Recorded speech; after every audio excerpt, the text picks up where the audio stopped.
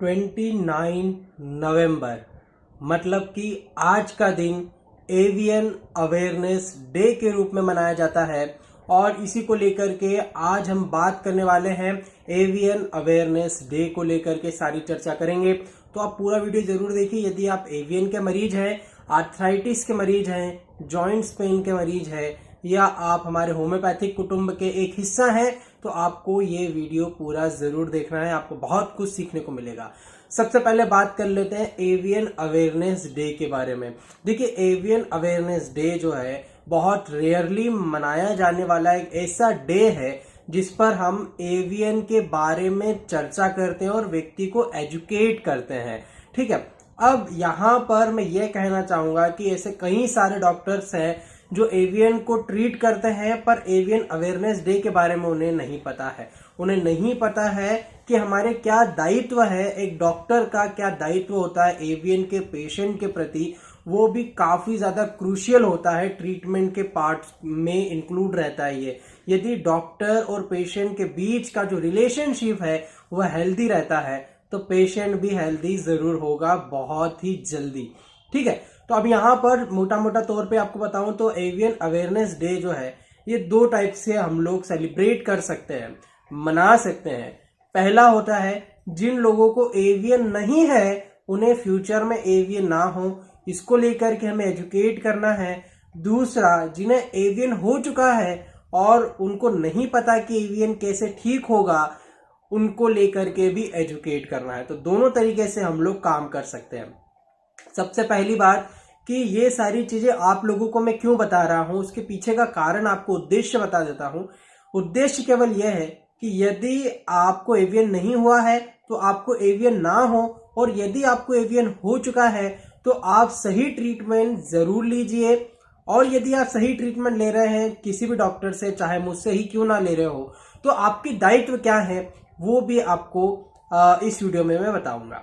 तो सबसे पहले कि आपको एवियन नहीं हो, इसलिए आपको क्या करना है, आपको सिंपली ऐसी कोई भी चीज नहीं करना है जिससे एवियन नहीं होता है, जिससे एवियन होता है। सॉरी, पहली बात होती है स्टेरॉइड नहीं लेना है, मोस्टली एनाबॉलिक स्टेरॉइड नहीं लेना है, ग्लूकोकॉर्टिकॉइड्स नहीं लेना है। मोटे मोटे तौर पर लेमन की लैंग्वेज में बताऊं तो स्टेरॉइड नहीं लेना है। डेक्सामेथासोन, प्रेडनिसोलोन बिल्कुल अवॉइड करना है, बिल्कुल भी नहीं लेना है। यदि स्किन डिजीज है, आप खूब स्टेरॉइड ले रहे हो, या कोई दूसरी बीमारी है, खूब स्टेरॉइड ले लिया आपने, 10-10 mg की टेबलेट पर डे ले रहे हो, तो आपको संभलने की जरूरत है, क्योंकि इसी से आपको एवियन भी हो सकता है।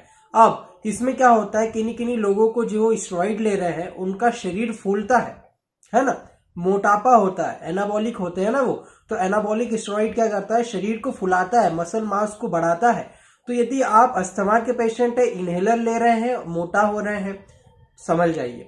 यदि आप स्किन डिजीज के पेशेंट है, फंगल इन्फेक्शन के लिए स्टेरॉइड ले रहे हैं, शरीर फूल रहा है, समझ जाइए। किसी प्रकार की कोई भी स्टेरॉइड ले रहे हैं, एलोपैथिक की दवाई ले रहे हैं, अंग्रेजी दवाई ले रहे हैं जिससे शरीर फूल रहा है, तो आपको समझने की आवश्यकता है। क्यों है, क्योंकि ये स्टेरॉइड ब्लड वेसल में जाकर के फैट की एक मोटी लेयर बना देता है, जिस कारण से ब्लड सर्कुलेशन रुक जाता है। और ब्लड सर्कुलेशन रुकने के कारण यदि फीमर पे रुक गया तो फीमर पे एवियन हो जाएगा, एवास्कुलर नेक्रोसिस हो जाएगा।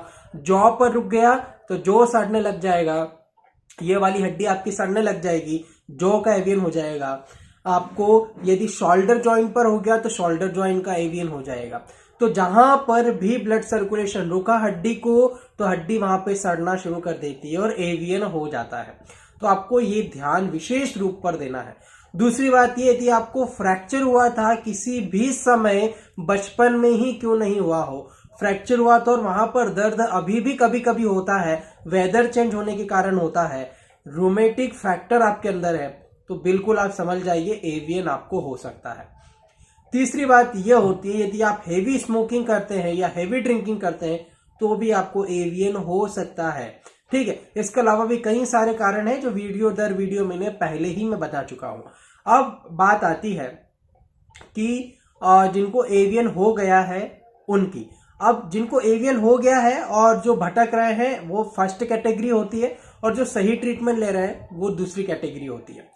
तो फर्स्ट कैटेगरी के वो व्यक्ति जो अभी भी सोच विचार में लगे हुए हैं कि एवीएन कैसे ठीक होगा, सर्जरी नहीं करवाना है, लाखों रुपए नहीं देना है डॉक्टर को, है ना, और हमें तो आयुर्वेदिक से ठीक कर दो, हमें होम्योपैथी से ठीक कर दो, फिर भी कंफ्यूजन में है कि डॉक्टर आकाश काले से ट्रीटमेंट लें या हम फलाना XYZ डॉक्टर से ट्रीटमेंट लें, हम किससे ट्रीटमेंट लें, बहुत कंफ्यूजन में है। इस पर भी वीडियो बना चुका हूं, आपके सारे कंफ्यूजन वहां पर मैंने दूर कर दिए हैं।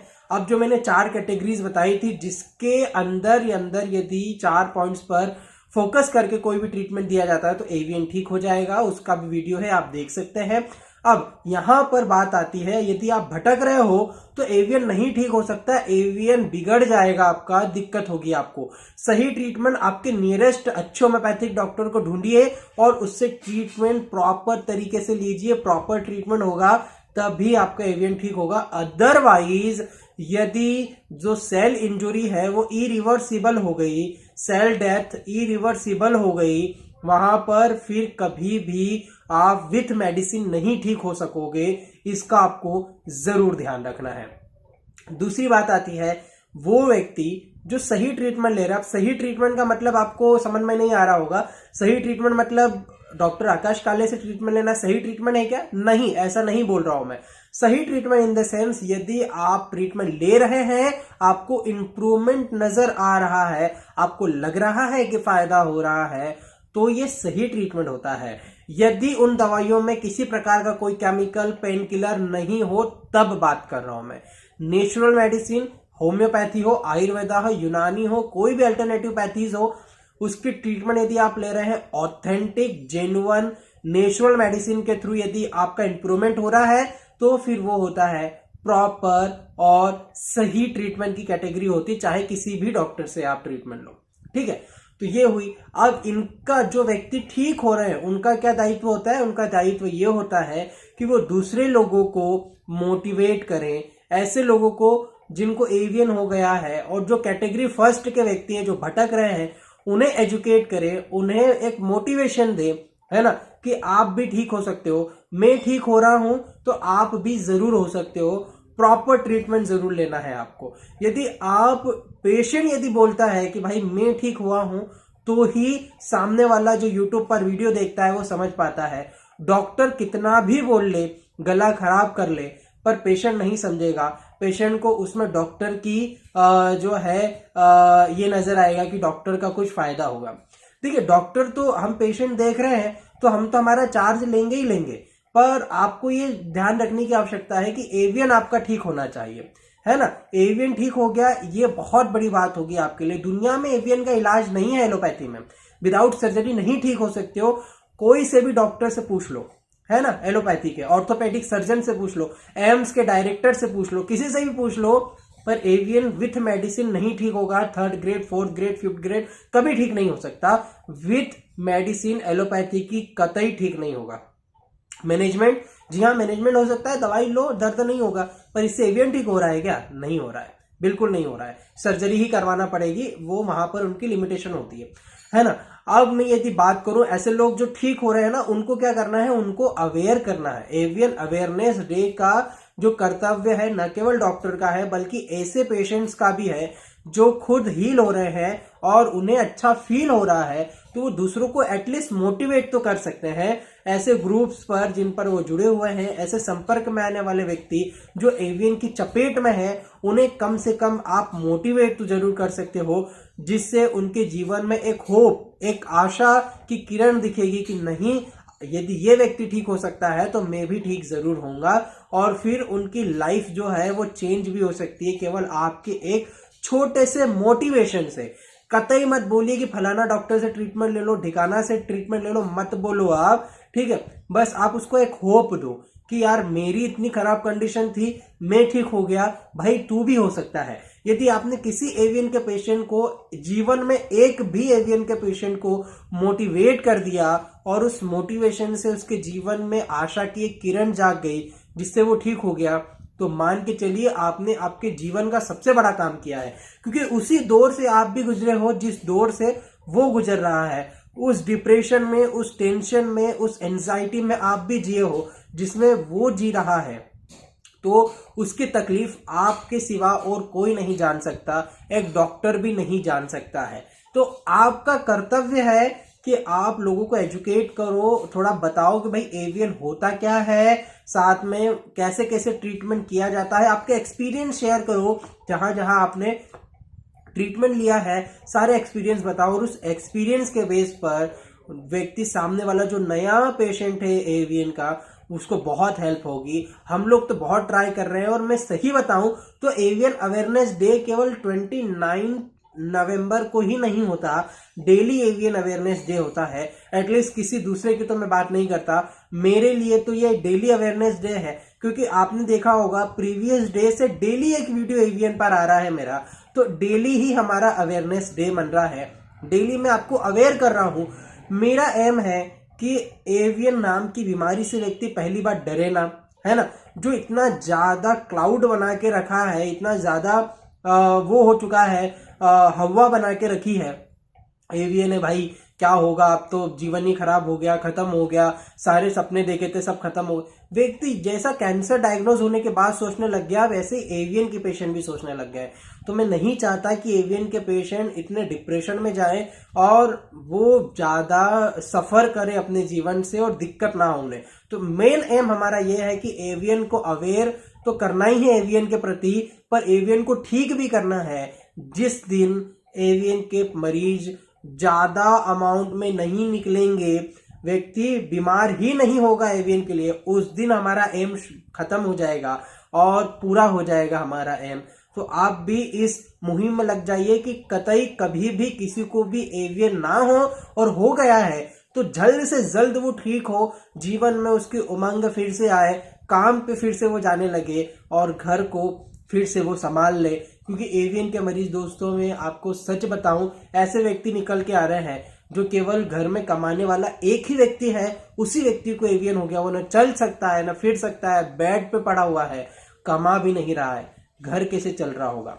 बहुत कॉम्प्लिकेटेड सिचुएशन है आज के समय की। पोस्ट कोविड कॉम्प्लिकेशन कह लो, किसी भी प्रकार की कुछ भी कह लो, पर जो पेशेंट पर बीत रही है ना, वो पेशेंट ही जान सकता है। तो केवल और केवल वो पेशेंट जो ठीक हो रहे हैं वो इसकी बेड़ा ले सकते हैं, अवेयरनेस फैला सकते हैं। मेरे साथ मिलकर के फैलाइए, इंडिविजुअल आपके लेवल पर फैलाइए, पर आप जरूर इस ओर काम कीजिए, क्योंकि इतनी बड़ी बीमारी है ये, जिसको मतलब जिसने पूरे भारत को ऐसा जकड़ लिया है ना, मैं आपको क्या बताऊं।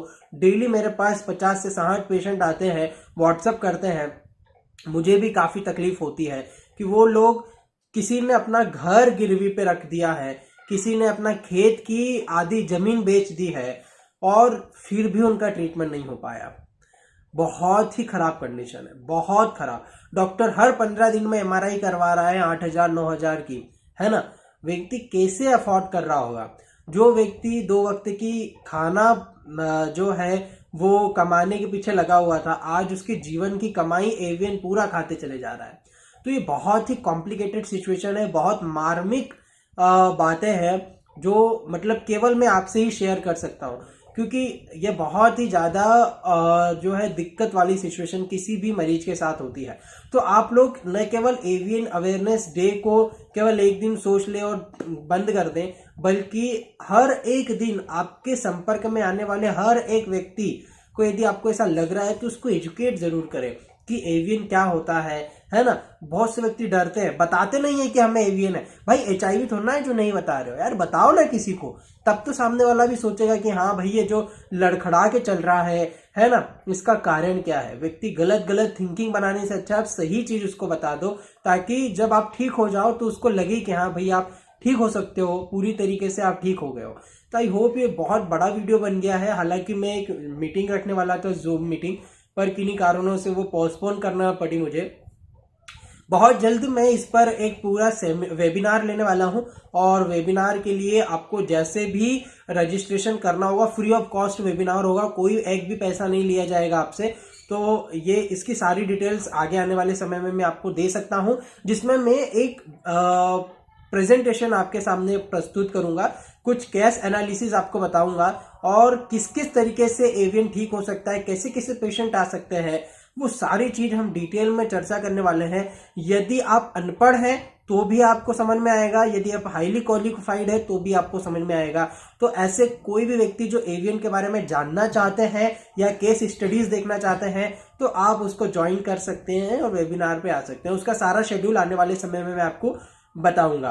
तो आई होप आपको समझ में आया होगा। आई होप मुझे जो है आपने इतना समय दिया उसके लिए बहुत बहुत शुक्रिया। और एवीएन अवेयरनेस डे के बारे में बस यही बोलना चाहूँगा, मैं बहुत कोशिश कर रहा हूँ दोस्तों, शायद आपको मेरा एफर्ट दिख ही रहा होगा, मैं कितने वीडियोस डाल रहा हूँ, कितना एजुकेट कर रहा हूँ।